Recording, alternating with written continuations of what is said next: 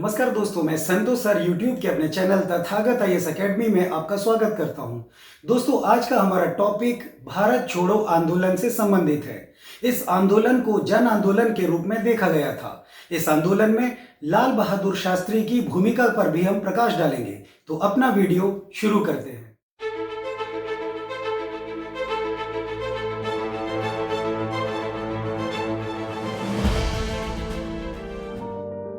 14 जुलाई 1942 को अबुल कलाम आज़ाद की अध्यक्षता में कांग्रेस कार्य समिति की बैठक में भारत छोड़ो आंदोलन पर एक प्रस्ताव पारित किया गया।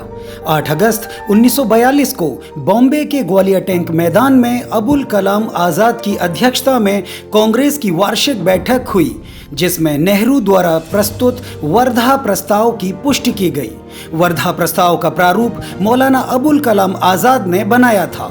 8 अगस्त की बैठक में ही महात्मा गांधी द्वारा भारत में ब्रिटिश शासन को समाप्त करने के लिए एक स्पष्टीकरण प्रस्तुत किया गया, जिसके अनुसार बॉम्बे में अखिल भारतीय कांग्रेस समिति के सत्र में भारत छोड़ो आंदोलन शुरू करने का आह्वान किया गया। 9 अगस्त का दिन बड़ा ही ऐतिहासिक दिन था, क्योंकि 9 अगस्त 1925 को फिरंगी सरकार का तख्ता पलटने की मंशा से राम प्रसाद बिस्मिल के नेतृत्व में हिंदुस्तान प्रजातंत्र संघ के 10 जुझारू कार्यकर्ताओं ने काकोरी कांड किया था, जिसकी यादें ताजा रखने के लिए पूरे देश में प्रतिवर्ष 9 अगस्त को काकोरी कांड स्मृति दिवस मनाने की परंपरा भगत सिंह ने प्रारंभ की थी। और इस दिन बहुत बड़ी संख्या में नौजवान एकत्र होते थे और क्रांतिकारियों को श्रद्धांजलि प्रस्तुत करते थे। इसीलिए 9 अगस्त के दिन को अगस्त क्रांति दिवस के नाम से भी जाना जाता है। गांधी जी ने सोची समझी रणनीति और गर्मजोश युवाओं को भारत छोड़ो आंदोलन से जोड़ने के मंसूबे से 9 अगस्त 1942 का दिन अपने आंदोलन के लिए चुना था। महात्मा गांधी ने 8 अगस्त 1942 को ब्रिटिश शासन के खिलाफ अपना तीसरा बड़ा आंदोलन बॉम्बे के ग्वालियर टैंक मैदान में शुरू किया। इस मैदान को अब अगस्त क्रांति मैदान के नाम से जाना जाता है। इस आंदोलन को नया नारा करो या मरो गांधी जी ने ही दिया था, जबकि अंग्रेजों भारत छोड़ो का नारा यूसुफ मेहर अली ने तैयार किया था। इन्हीं ने एक और नारा साइमन गो बैक को भी गढ़ा था। यूसुफ ट्रेड यूनियन के नेता और बॉम्बे के मेयर भी रह चुके थे और भारतीय स्वतंत्रता आंदोलन के अग्रणी नेताओं में से एक थे। हालांकि गांधी जी को 8 अगस्त की रात को ही गिरफ्तार कर लिया गया था और सरकारी सुरक्षा में पुणे के यरवदा स्थित आगा खां पैलेस में नजरबंद कर दिया गया था। 9 अगस्त 1942 के दिन भारत छोड़ो आंदोलन को महात्मा गांधी के आह्वान और लाल बहादुर शास्त्री जैसे एक छोटे से नेता ने अपने सफल नेतृत्व से प्रचंड ज्वाला में बदल दिया। शास्त्री जी के आह्वान पर धरना, प्रदर्शन, हड़ताल, काम रोको जैसी घटनाएं प्रारंभ हो गई। हालांकि 9 अगस्त की सुबह ही कांग्रेस के सभी दिग्गज और सम्मानित नेता गिरफ्तार कर लिए गए थे, लेकिन लाल बहादुर शास्त्री ने वो कारनामा कर दिखाया था जो कोई कांग्रेसी नेता न कर सका था। आम जनमानस के हृदय में शास्त्री जी के लिए सम्मान और ज्यादा बढ़ गया था। आखिरकार 19 अगस्त 1942 के दिन अंग्रेज अधिकारी शास्त्री जी को गिरफ्तार करने में सफल हुए। इस आंदोलन में लाल बहादुर शास्त्री जी का नारा था मरो नहीं मारो। उनके इस नारे ने क्रांति की दावानल को पूरे देश में प्रचंड कर दिया, जो ब्रिटिश हुकूमत के लिए मुसीबत का सबब बनी। युवा हड़तालियों ने तोड़फोड़, आगजनी और अव्यवस्थाओं को जारी रखा। 9 अगस्त को ही अंग्रेजों ने कांग्रेस को गैर कानूनी संस्था घोषित कर दिया।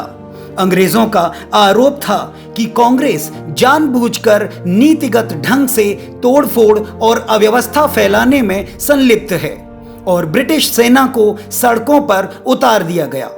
अरुणा आसफ अली, जो कि कांग्रेसी नेत्री थी, उन्हें स्वतंत्रता आंदोलन में ग्रैंड ओल्ड लेडी के रूप में उद्गारित किया गया। अरुणा ने ही ग्वालियर टैंक मैदान में भारतीय ध्वज फहराया था। उधर महात्मा गांधी, कस्तूरबा गांधी और सरोजनी नायडू को आगा खां महल में रखा गया, जबकि डॉक्टर राम मनोहर लोहिया, अच्युत पटवर्धन, अरुणा असफ अली और जयप्रकाश नारायण ने भूमिगत रहते हुए आंदोलन का नेतृत्व किया था। लेकिन इससे पहले जेपी को हजारीबाग जेल में कैद किया गया था, जहां से वे फरार हो गए थे। जवाहरलाल नेहरू को अल्मोड़ा जेल में तो डॉक्टर राजेंद्र प्रसाद को बांकीपुर जेल में रखा गया था। उषा मेहता ने 14 अगस्त 1942 को सर्वप्रथम बॉम्बे में रेडियो प्रसारण का कार्य किया। सरकारी आंकड़े के मुताबिक इस जन आंदोलन में 940 लोग मारे गए, 1630 घायल हुए, जबकि 18,000 दैनिक रिपोर्ट में नजरबंद बताए गए तथा 60,229 गिरफ्तार हुए। भारत छोड़ो आंदोलन वास्तव में एक जन आंदोलन था, जिसमें लाखों हिंदुस्तानियों ने राजनीतिक दलों से पृथक अपनी आहुति दी थी। आंदोलन के परिणाम स्वरूप पश्चिमी सतारा और पूर्व मेदिनीपुर जैसे कई जिले स्वतंत्र सरकार और प्रति सरकार की स्थापना कर चुके थे।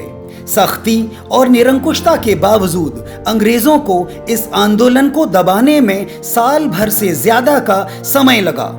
गांधी जी ने 10 फरवरी 1943 को जेल में 21 दिनों तक उपवास करने की घोषणा की। इस आंदोलन के दौरान गांधी जी के साथ अमेरिकी पत्रकार लुई फिशर भी मौजूद थे।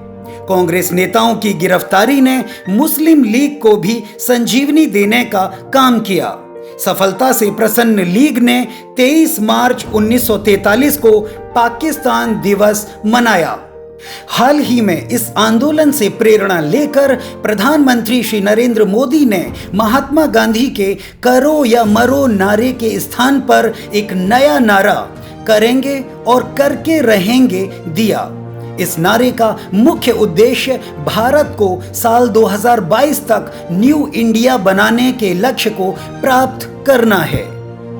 ऐसी ही रोचक जानकारियों के लिए आप हमसे जुड़े रहें और हमारे चैनल को सब्सक्राइब कर लें। तो आज की वीडियो में सिर्फ इतना ही। मिलते हैं फिर किसी नए टॉपिक के साथ।